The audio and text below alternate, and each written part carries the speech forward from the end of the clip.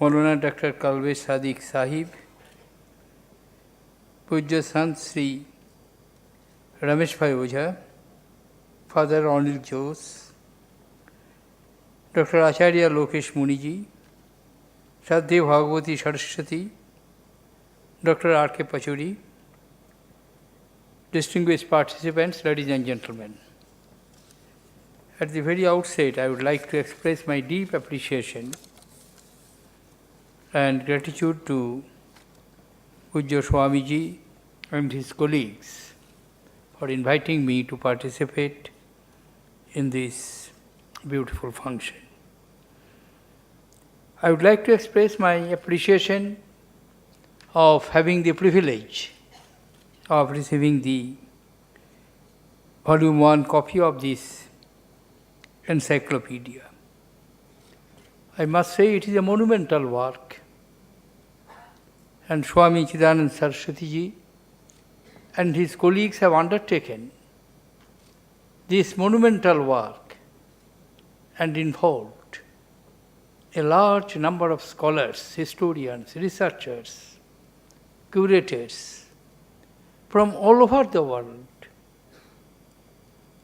to write articles, make contributions, enlighten the audience with their thought process in regard to various aspects of Hindu religion. Sometimes, rather more than often, it is said it is not a particular structured format of certain basic discipline to be followed in the name of religion. In broader sense, it is the way of life. The entire way of life is encompassed in Hindu religion. Therefore, I do feel chronicalization of the various aspects of this great religion, which has devotees of the 14% people of the world. It is one of the greatest religion. India is the land of many religions, Buddhism, Jainism, Sikhism, and all they are interlinked. They have grown. We have early Christians, Syrian Christians in Kerala. Even with the advent of Islam, we had the followers of Islam in our land.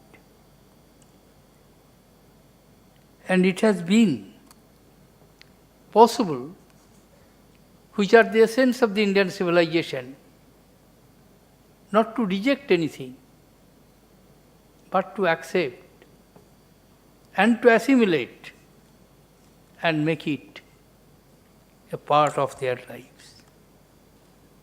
Therefore, as it has been quoted by several speakers earlier, I am also tempted to repeat it, that the basic tenet of our philosophy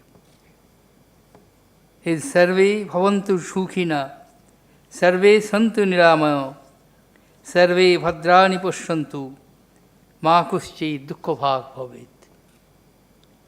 Happiness for everyone, health for everyone, enlightenment for everyone, and sufferings, pain, agony for none. That is the essential philosophy of this great religion. It is very difficult to define what Hinduism is.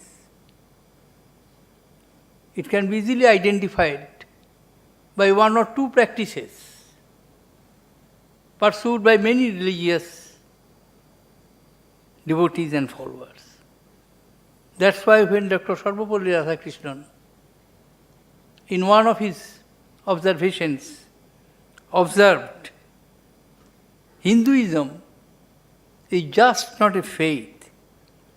It is the union of reason and intuition that cannot be defined but can only be experienced. And therefore it is not easy to capture that concept and that idea and thereafter to chronicleize it. The four basic objectives of life: Dharma, Artha, Kam, Moksha. Hindu religion advocates and propagates for these, but having a striking balance. The balance among all these, and perhaps it is the greatest lesson to world civilization, which India thought that there should be balance. And if there be balance, then it will come acceptance, and acceptance will lead to assimilation, and there will be no scope of contradiction, conflict, hatred.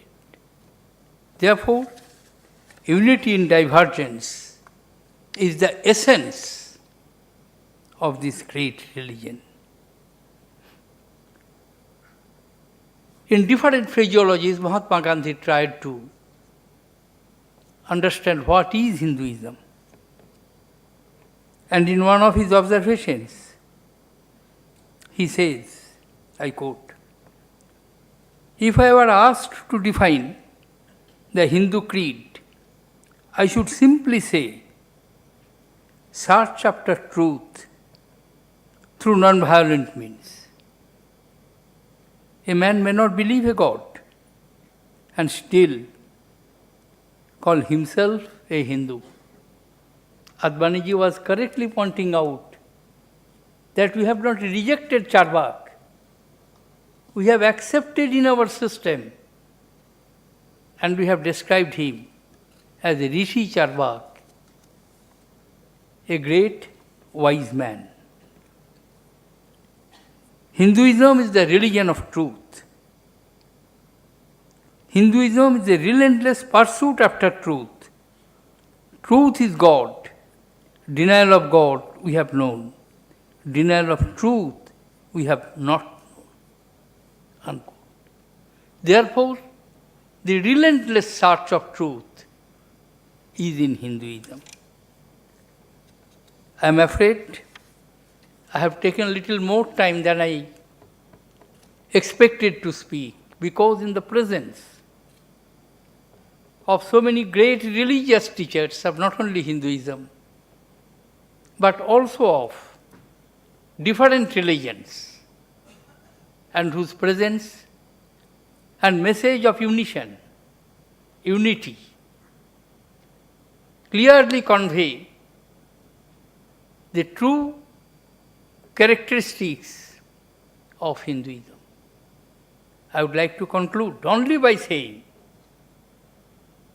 what I started by saying, that it is a monumental work, and this monumental work, with the contributions of so many scholars, thinkers, historians, researchers, will no doubt continue to ignite the young minds who are after truth, who are in search of truth, who want to know what is life, what it means, what it aims, and what it wants to achieve.